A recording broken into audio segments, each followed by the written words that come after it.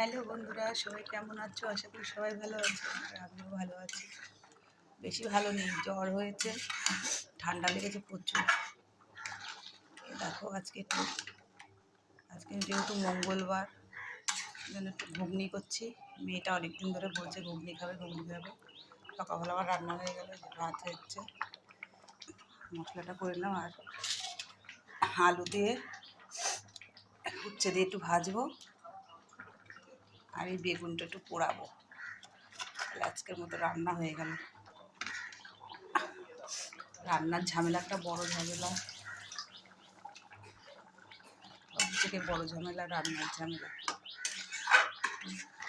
আমার মেয়ে তো খুব ভালো খায় ঘুগনি। কার কার বাচ্চারা ঘুগনি ঘুগনি খেতে ভালো লাগে, কিন্তু করতে গেলে সমস্যা। এই বাটরে কোটরে